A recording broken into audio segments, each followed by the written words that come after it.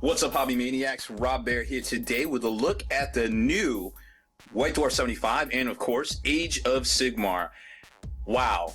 I mean, I don't even know what to say. I am literally speechless, but I cannot be speechless because this is a video, so I must say something. Therefore, I will say, OMFG. This is amazing. It's everything I thought it would be.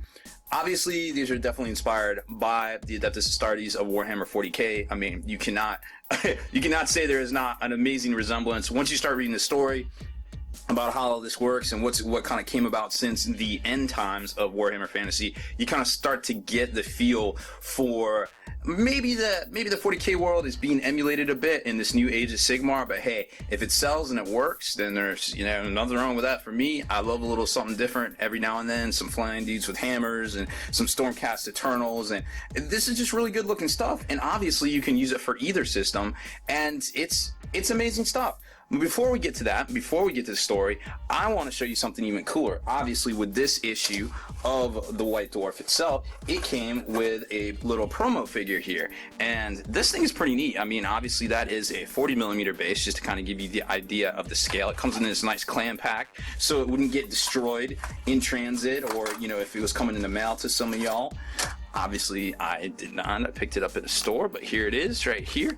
And there's the new miniature. Now, that's just your normal stock troop for the Age of Sigmar, for the Forces of Good or Forces of Sigmar himself. Obviously, very similar to stuff we've seen in the past out of some starter kits. This is, it's just kind of a computer slice kind of taken out of there. It's a multi-part, I guess, in spirit. You can switch out the head, of course, which is pretty cool, but not much else. Maybe a different arm weapon. Kind of depends on what you want to do there. Obviously you're not going to want to probably convert a lot of these the smaller models, I guess, when it comes to these types of things. Here you're definitely going to want to go with maybe like some of the bigger kits, which we're not even sure we're going to see here in the near future, but I'm sure we're already seeing terrain kits that are coming out, so I'm sure we're going to see some of these bigger kits here. So let's take a closer look at the White Dwarf itself, because this is an incredible issue. Like, if you are an aficionado of not just fantasy, but just like the background of the Warhammer and everything Games Workshop has done, you really owe it to yourself to check this out. Now, there is a great paint splatter article in here too that really shows you some good techniques that obviously you can use for other things, not just fantasy. I'll just throw it out there. So I believe it's a good issue for everybody. It comes in the middle right here with the 4-page free download. Apparently that's going to be available on or about July 4th as well, from Games Workshop. But so you can get the rules for the new Age of Sigmar in here. You can also download them online and go to Games Workshop site as well. So here's the intro to the starter set here. Obviously, this is going to be a new piece of terrain. We haven't quite seen it yet, but I'm sure that is something that will be coming down the line here soon. There's some other really cool looking terrain in here. This is basically, they tell you how to assemble the Stormcast Liberator, which is basically like the foot troops for the Age of Sigmar. And then we start getting into some of the fluff. And hey, are we sure that guy isn't a Primarch? Because he really looks like a Primarch. That's all I'm saying. Obviously, that's Sigmar. And they get into kind of the story of, or the myth, or rather, of kind of what happens after the end times. And I'll go ahead and read it because this is really cool to me. I mean, I've been into this thing for 25 years, so why not? Let's talk about it a little bit. So after the world's end, the Age of Myth. That's basically where we're at now. These were the end times. The world that was, basically talking about the old Warhammer Fantasy, or the old world with an E on the end, is gone now, torn apart by chaos and treachery. Even the greatest efforts of those known as the Incarnates could not bring the salvation in the face of boundless evil. Now, countless millennia later, there are few who remember the world before time. Not the dinosaur movie from the 80s, the world before time. But one of those few is Sigmar himself, who survived the terrible rift that devoured the planet. Clinging to the shattered remains of the broken world, he was hurled throughout the heavens, beyond time and memory. Obviously, that's what happened at the end of the End Times Arcana. Though but a mote amongst the vast shining constellations of the cosmos, Sigmar was found by the great Drake, Dracothian, and an enduring friendship formed between the two mighty beings. And Sigmar was shown many wonders, and not one new world to call home, but many. And so Sigmar discovered the mortal realms, and the Age of Myth began, which is basically kind of where we are now, but a little bit earlier. Sigmar set to exploring the realms, and in his great journeys, he both battered terrible monsters and found firm kinship. The God King undertook many incredible deeds, and raised up the primitive humans he found. Great civilizations were built, and the peoples of the realms prospered under Sigmar's rule. It was also during the vast exploration of the mortal realms that Sigmar found friends and gods both old and new, and he set about forging powerful alliances to aid in his great work. Nothing less than a golden age followed. But the dark gods are not easily escaped, and with tragic inevitability, the Age of Myth fell into the Age of Chaos. Enlightenment and understanding collapsed into bloodshed and unimaginable cruelty, and Sigmar's utopia crumbled. Oh, those chaos forces, they're such scams. It was ruining everything. So then we come to the 9 realms, which are basically what Sigmar discovered with his new pet dragon, and you might realize that these are basically the lores of magic from Warhammer Fantasy, right? So that's pretty cool. You got the Azir, the Akshay, realm of fire, the Sheesh, I don't know how to say that, the realm of death, the realm of life, the realm of light, the realm of beasts, the realm of metal, the realm of shadows, and of course the realm of the dark gods, chaos. Now these guys were also all the incarnates as well, and a couple other ones too, kind of at the end of the end time story there. So now you've got all that, which is kind of cool. And now they kind of show you there's some really interesting stuff in here, and I can't tell if they're fighting here or they're not fighting, but it looks like Nagash has got some forces here that don't look to be new models, but they might be new models. It's really hard to tell. And those actually look like new models, to be honest. I don't know. It's hard to tell what's new and what's not anymore. There's a lot of cool looking terrain. You can kind of see this piece up here. Don't know if it's new. This obviously isn't new. That's something from the realm of the vampire accounts. But then you've got all this cool stuff here with all the new models. And then you get into Chaos Triumphant, and then this is kind of what happened where we're at right now in the game. So with the destruction of the world that was, the ruinous powers turned their intentions elsewhere. So that's obviously talking about the old world. The victory of the dark gods was a fleeting one, for what is death but one world in the face of immortal hunger for cruelty? With one plaything used up and ruined, the chaos gods had need of new hunting grounds. Mighty Khorne demanded the blood must flow. Nurgle yearned for fresh lands to despoil. Tzeentch plotted and planned, and Slaanesh the dark god sought fresh innocence to corrupt. Nowhere to hide. And so it was that chaos gods found Sigmar, their endless gnawing lust for destruction, leading them inescapably to the mortal realms, which is the new world. For long aeons, they attempted violent entry into the vast lands and worlds unto which Sigmar had brought peace, but they were ever repulsed by the cold steel of good men and their allies. But nothing lasts forever, and Sigmar's great alliance was fractured, ultimately broken beyond repair, the greatest of betrayals. Sigmar's rule faltered, and Chaos found the foothold it needed. So from what I understand here, Sigmar's new jam in the mortal realms basically was betrayed again. Another end time scenario, I guess, and I'm sure we'll hear about the great betrayal as the story and the fluff develops. But basically Chaos came in and started taking over. The Age of Chaos begins. What followed made the worst horrors the ruinous powers had visited on the world that was seemed paltry in comparison, powerless to halt the perditions of chaos. The free folk of the realms fought as best they could, but they were divided and weakened in the aftermath of the Alliance's collapse. The Dark Gods have found their once and future champion, Archaon, the Ender of Worlds, to unite their followers as never before and unleash their bloodlust onto the realms. All was lost. In a welter of gore, the Age of Chaos began. Helpless, Sigmar shut himself away in the celestial Azir and left the realms to their fates. He was not seen again for centuries. So that kind of sets the stage for where we're at now. Really cool looking terrain back here. It kind of looks like the brass keep, some sort of ornate, big, huge terrain piece back here that you could easily make a Tower of Skulls out of. Very cool stuff there. I hope we see that here in the near future. And now, getting us current to where the box set looks to be picking up, the new Age of Sigmar box set. Here we go. Clash against Chaos, Sigmar Strikes. Though it seemed otherwise, Sigmar had not abandoned the realms to madness and death. The God King had fought as best he could, but it was a losing battle. The Chaos Gods, united as never before, were simply too powerful, and so Sigmar faced a stark choice: stay and die, or leave and live to fight another day. It was with a heavy heart that Sigmar retreated to the celestial realm and ordered the great gates of Azir shut so that Chaos could not follow. Those he left behind were consigned to a living hell. Cities and settlements were torn down, and great spiked citadels were raised beneath the blood-red skies. The lands were drowned in gore and rot. Death and despair were the common rule.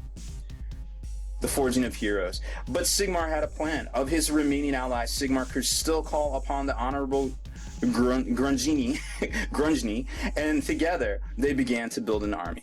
The greatest heroes of the realm were torn from their lives and transported to the great Azurheim, the last bastion of freedom and Sigmar's seat of power.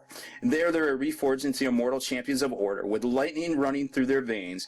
They are the Stormcast Eternals, and though their titanic strength, that Sigmar will rid the mortal realms of chaos. So that's these guys right here, just basic stock troops, I guess. The first strike against tyranny. You join us as Sigmar prepares his first strike back against chaos, riding the lightning to the Ignis Delta in the realm of Ashe. Lord Celestin, Vandus Hammerhand, and his Thunderstrike Brotherhood prepare to liberate the Gate of Zizir, allowing the full might of the Stormcast Eternals to access the mortal realms. The mighty Lord of Khorne, known as Korghos Khul, and his ravening Gore-Tide stand in their way. The stage is set for a titanic battle that will decide the fate of the realms. Who will you fight for? So that's pretty cool. That sounds exciting. I want to buy this starter box just because I know if I don't like the game, well, I can use these models for other stuff. Obviously, really cool looking stuff. I mean, from aesthetics, aesthetic wise, this is what we wish Games Workshop did as far as models go, like years ago. I feel like these things are obviously computer designed, amazing looking stuff, not quite the multi-part stuff we want because these are the starter kits, but I mean they're definitely inspired by a lot of stuff in the 40k realm. So if you're a 40k player, I can see how this would appeal to you. If you're a fantasy player, obviously it still has that fantasy flair that's really neat that we've all come to know and love. So then you get basically the 47 models that come in the starter box, and they talk about all that and all the background and things like that. Obviously, it's really cool stuff. I think a lot of people are going to buy these both for, Chaos and 40k as well. Then it gets into like some of the different, models and things here where they kind of show you the different models, kind of explain who they are, like the Liberators, the Retributors. These guys are the Retributors, like the hardcore troops. Then you got this Jammer right here, which is basically like a fantasy chaplain. He's kind of from the Death Realm. I don't know. I guess he snuck away from the Gash. Then you got these guys here, the Prosecutors, the cool flying jump troop looking guys with the double hammers. And then you got just the normal Liberators themselves. Rocking over to the Khorne stuff, you got this guy right here, which is amazing. I mean, look at this Fleshhound. Wow. I wish I had 32 of those to throw on bases to play with the new Demonkin book. That guy definitely looks dope. I mean, all this three-dimensional design and things. This guy obviously looks like a Hellbrute. The styling's pretty much the same, the sizing and things like that. Got that really cool oval base there. And then you got these badass-looking cultists. It just makes me want to throw away like half my Chaos models. Obviously, these guys look like Berserkers. They're not Berserkers. But, you could easily put a bolt pistol in their hand. But still, really cool looking stuff. I'm inspired. I want to play it. It seems, it appeals to me as a 40k player. I could see how it would appeal to fantasy players as well. Then you get into the rules themselves. And that's not really what this video is about. But we will show you these briefly. And we will talk about this. I'm going to do a complete breakdown. Because from what it seems like to me, just reading over it really quick, is that, you're not measuring base to base because the bases could all be different. They could be square, they could be round, which makes sense to me. You're measuring model to model. But when you start measuring model to model, it gets a little wonky. Like, if some dude spears down, or some dude spears up, I'm going to model all my stuff with spears because why not? But, that seems a little weird because if you're measuring, there needs to be some standards, like you measure to the main body, like in 40k, main body or hull, no banners, no claws, no things like that. So we need to be a little bit careful, stop trying to be the win-at-all-cost players and have some fun with this. Then we got the new releases because this is it's a star-studded lineup for this release. You got tons of stuff. The new Gates of Azir, which is basically where the main battle and the starter set's picking up and happening. They're trying to open up the gates so Sigmar's armies can come through and start trying to reclaim back some of the realms there. You got a cool painting guide, which they show, which you can also get the digital version. They show in here as well. But what's really neat is that it looks good. Like, these are new models. Obviously, you're going to have a little bit of a learning curve, so that's pretty cool. And then you've got the new style figure cases as well, kind of depending on what's your jam and whatnot. War scrolls are apparently the ways. There's not points in this thing. It's war scrolls.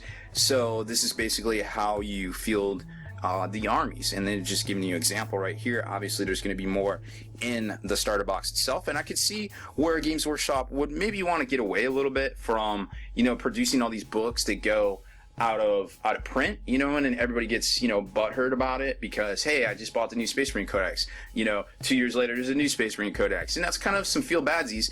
And I feel like if Games Workshop's in a position where they can focus on putting out more models, because who wants to buy rules? Let's buy more models. If I could spend, you know, $10 on a data card set, I can get these downloads, these free downloads, these free data sheets, data scrolls, whatever you call it, and get these things, right? And then it's super easy to get, super affordable. You know what? If I have to spend another $10 to get new data cards, you know, for the new edition or whatever, who cares? Like, it's $10. I can't even be mad about that. I mean, $50 for a book's still good, I feel like.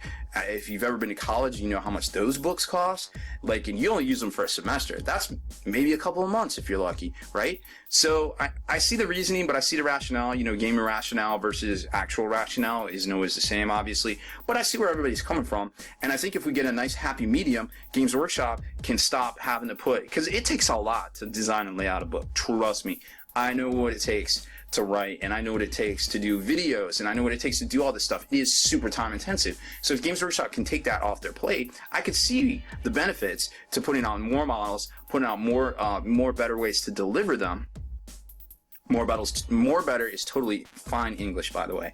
And I definitely see the benefits to that, and I think it benefits the hobby as a whole. So this is a really exciting time. We get all this groundbreaking stuff, amazing looking stuff, and new things, new toys, new ways of getting these toys.